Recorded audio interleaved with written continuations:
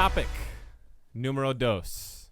New Star Trek show begins filming this month, which I'm excited about because I fucking love the Star Trek TV shows and the movies. I didn't really get into the old school original TV show.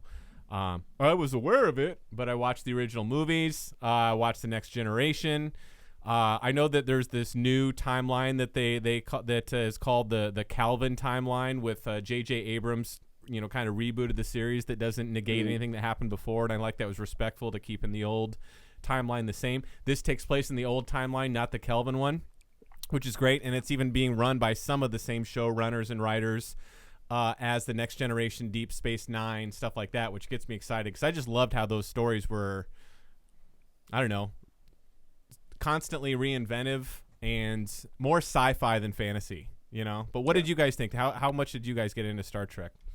It's easy to hop in and just start marathoning one of the series. I remember just kind of binge watching Next Generation, binge watching Voyager. It's still good now. And, yeah, I mean, because the regardless of the tech involved, there's just good storytelling. Yeah, and you're able to just kind of tell individual stories based off of maybe you want to go more philosophical in one route, maybe you want to go more comedic in another episode, but they had that leeway, I guess, to kind of make almost any kind of episode they want. Aside from the rampant abuse of holodeck episodes, it's one of the biggest plot holes in The Next Generation is how many times does this technology you've developed that can create anything and live in a fantasy world have to break down and basically capture or take as hostage the people of the ship before you say, maybe we need to work on the security protocols of this technology. Just give them a ping pong table. They'll be fine. This is... God. Matt, were you big into Star Trek? I was a big Next Gen fan. Never really got into Voyager. Never really got into Deep Space Nine. I didn't much care for the Ferengi. They annoyed me quite a bit. So, you're a racist, sir. Yes. I'm a xenophobe. No, but I really did like Enterprise. It wasn't the best of the Star Trek series. That's but the only one for I originality really and stuff. It was really good. Was it good?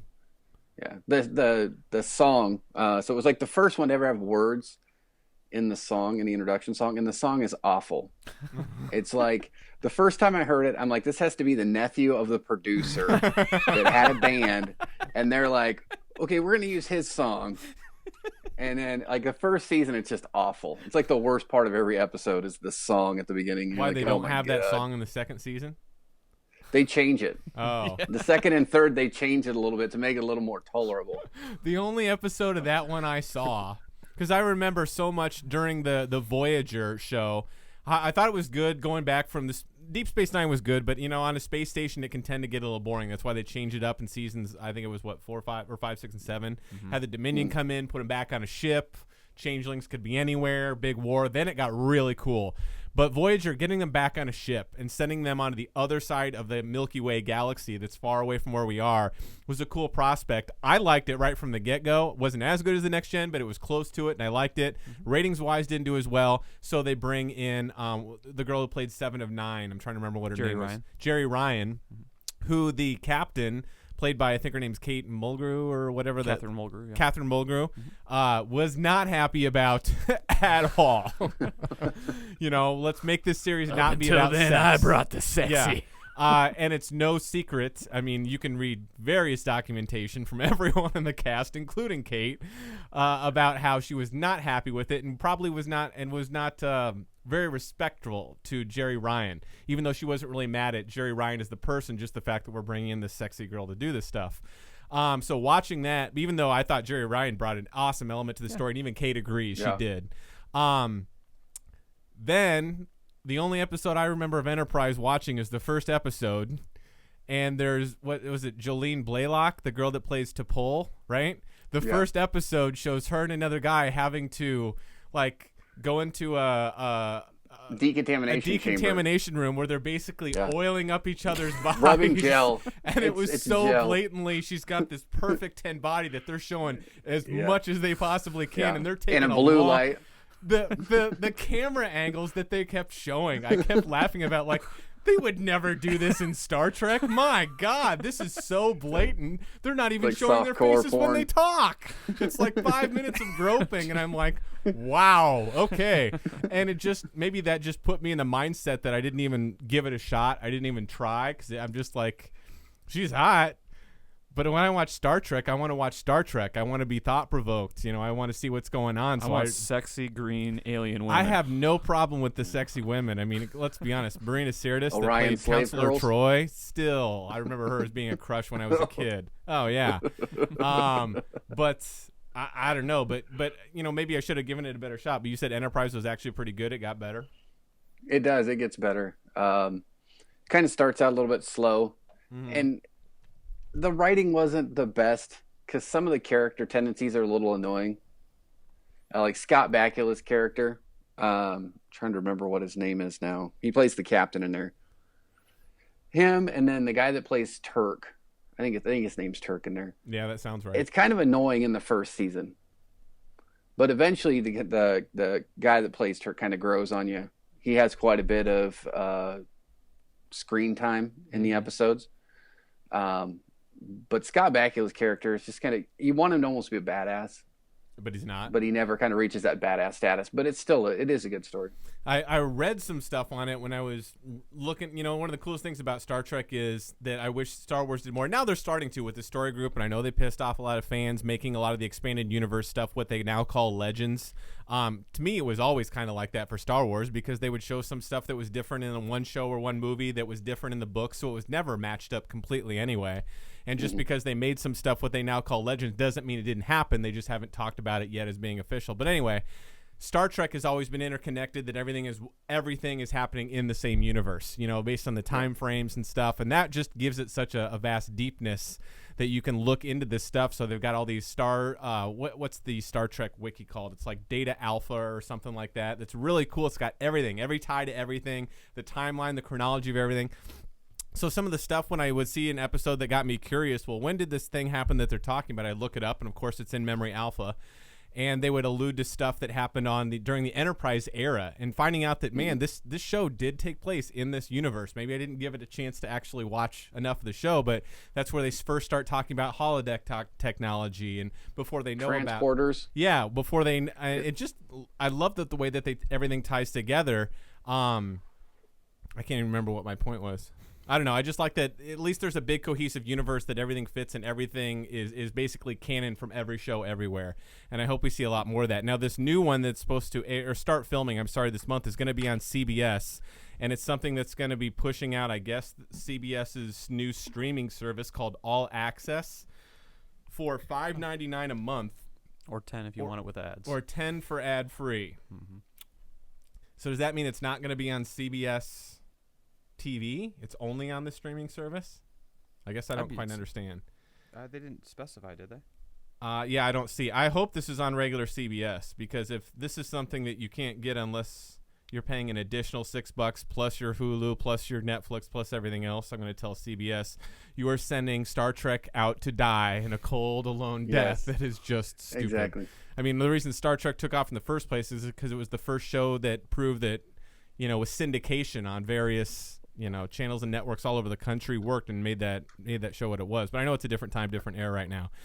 Having some of the same showrunners, apparently it looks like the main protagonist is going to be a woman, and not the captain of the ship for the first time. So the main person we're going to be following around is going to be the lieutenant commander. Well, isn't that kind of been the MO for Star Trek? Is that because of how expansive the storylines get? Yeah, there's the captain, but just because they're the captain, they're not necessarily the main character of the series. It's hard to put a label on it, because when I think Next Generation, I don't think the show was about Picard. It really wasn't. It was about the entire cast. So when they say this show's when they say this show's not going to revolve, and it was the same way on Voyager, it was the same way on Deep Space Nine. So when you see this isn't going to focus around the captain, but on Martin Green's Lieutenant Commander Rainsford, I'm really confused by that. What the hell does that mean? We're going to just follow this character around more than everybody else. That's basically going to be his show, because Star Trek has always been in the hers. Because Star Trek before has always been about everybody. Yeah. So I don't. That confuses me a little bit too. But if they do make a change and it's more centered around following one person, is that something that you guys welcome? You'd have to see how it works. Yeah. Yeah. I mean, obviously, we'll all give it a shot being Star Trek fans. I don't get excited about that idea of changing up one of the most important dynamics of multiple vantage points equally. I mean, from time to time, an episode might focus around one or two characters more than the others, but I don't know. You're pigeonholing yourself. It'd be like if Next Generation was just about Wesley. Oh, God. Yeah. Jesus. Wow. He gets picked on. I thought he did a great job on the show. Yeah. He did. Will Wheaton did a great job on it. Didn't Enterprise end basically being just one big simulation on the holodeck or something like that with Commander Riker? I thought fans got really upset at the ending of Enterprise because the last episode they freeze and then in comes Riker and Troy and they were watching a simulation of how it was Captain Archer. Yeah. Had the first Enterprise ship or something like that, and that really did not appease fans the way they thought it was. Isn't that how it ended? Or do you remember? Yeah, I guess I didn't take it from that though. Mm-hmm. The thing about Enterprise is it kind of covered an area that was the beginning of it. So you got the Vulcan tension still, where the Vulcans were kind of holding, or at least they felt like they were holding the humans back, right, from space travel. And then they entered into this thing with the Suliban, where there was part of a temporal war. So there were some flashes like to the future, and then Enterprise itself kind of changed the timeline. So I guess. When I saw that, I kind of took it as though this was Riker as like a history lesson. He was going back and watching Archer. Gotcha. It wasn't that it was all made up. He was just reviewing Archer's record. Obviously, it couldn't have been made up because it's part of the. I mean, they even reference it even in the new movies because the new movies take place after Enterprise, so Enterprise didn't get altered in any way. In fact, they even have, if you look at what's the second Star Trek, Into Darkness, they actually have Zefram Cochrane's ship from First Contact when they went back in time that took place before they changed the timeline for the new Star Trek movies, and it's the same going back, unlike some of the ships that got changed. This new Star Trek series is going to be taking place in the old the original timeline, but what's the time period that it takes place in? Isn't it before Next Generation and before the original, but it's after Enterprise? Is that right? Yeah. I don't know, just the fact that we've got some of the same writing team that did the original Star Trek, at least, one or two of them, makes me happy if they, at least guide them that direction. It's okay to go back to some of that stuff that made it such a hit, and you can add some new stuff to it as well. But what would you guys really like to see in this series that would make it what you would consider, at least, from your point of view, a success, or that you enjoyed it? What would you like to see? I'd like to see the evolution of the technology. They did it a little bit in Enterprise with kind of mild success. Yeah, they made it. But I want to see transporter technology increase. I want to see the shields. I want to see the weapon aspects of it. I want to see actual technology as it progresses through this. Did they have phasers in Enterprise? Yeah, they had like. Were they like were giant like 80s cell phone shit? See, that'd be cool if they had, make this stuff big and bulky. So that by your phaser is like your phaser's like right a 20-pound ham, and there's a cable that goes onto your backpack to power the thing, and you can only fire one round per minute. I don't think the phaser technology is something that we created. I think it's a technology that we got. Oh, so the phaser probably wouldn't be the best thing, but like the photon torpedoes, the cannons, a lot of the weaponry on Enterprise, they didn't have a lot of offensive stuff. Did they have beaming on Enterprise? Transporter technology? They had transporter technology, but it wasn't for anything alive. Really? It was strictly cargo. God, I kind of want it. This is getting me interested in seeing like the before of the actual, Star Trek mythology, how that stuff worked now. Huh, that's interesting. I didn't realize that. Oh, well, you'd like to see how the technology falls in between what we've known before and what we know in the original series and Next Generation. What would you really like to see in the series? It's just what I heard on what I read on is that you get to kind of see the Romulan War actually as a real time event. Now, remind me, this took place. This takes place before the original series. Yes. It does. What's the ship called? Because it's not called. Oh, it's called Discovery. Yeah. Yeah. Okay. Okay, so there was a big Romulan war that we were because It's, the first it's part of the history, but it's again like with what who we've did seen. they fight? 'Cause It wasn't us, right? When we No, first no. went out there, according to the think so. timeline canon, correct me if I'm wrong, we first discovered the Klingons, and because we didn't initiate a first contact protocol where we learned more about them, just went right in and said hi. They basically said, let's go conquer these people, which led to basically the formation of the Federation and policies and how we expand the Federation, right? I think that's the gist of it. Yeah, and Enterprise covers that. Does Because it? Enterprise covers how the Federation was created, and then it also like the first contact rules. I'm trying to think what they call them. In So were Enterprise. Klingons in Enterprise? They were in the very first episode of Enterprise. There's Klingons. Is it when they in there. first discover them or what? It looks like they had discovered them a little bit beforehand, but the Vulcans knew about them because the Vulcans have a big hand in Enterprise. Right, because they, from what I read, at the beginning of Enterprise, takes place 100 years after Zefram Cochrane in First Contact met with so human beings have now grown up with Vulcan influence in them, helping guide us and speed up our technology advancements. Right.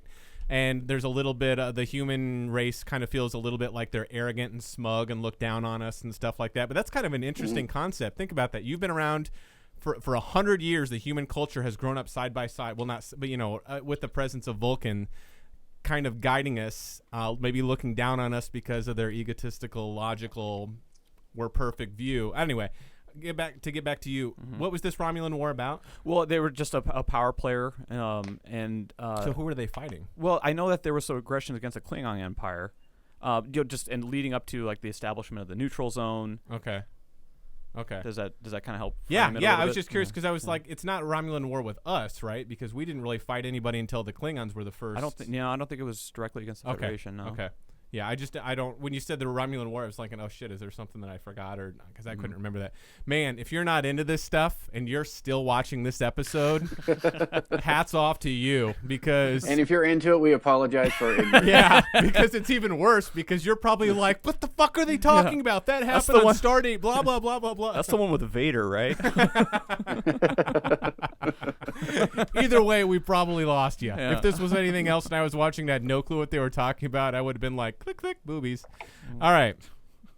That's cool. Anyway, I'm pumped for this. I'm glad we're finally getting another Star Trek show back in the air. I think we should have had a long time ago, and from what I understood or what I read, the reason we haven't in so long is as Star Trek started to be big again with J.J. Abrams rebooting the franchise, the execs at Paramount were saying, no, we don't want to dilute the franchise. I fucking hate studio execs sometimes. Anyway, cool. Yeah. Only big takeaway is that this thing better be good because they're tearing away one of the main characters of Walking Dead to play the main character in Star Trek. Oh, really? Yeah. And which is kind of a little, it looks like we know what her fate is going to be in Walking Dead here in the next season or two. Huh. Because it's Who is very, this? It's, God help me, I cannot Maggie? pronounce her first name. But it's supposed to be the main character in Discovery. Michonne? No. Sasha. What season are we in for The Walking Dead right now? 7. How long I do you believe. guys think it'll go? As long as it makes I that money. think next season's the last. Because I was going to say, if you've been on a hit TV show for 7 seasons. No, she wasn't on it because remember she wasn't? the thing with that series is that people come and go. Oh, gotcha.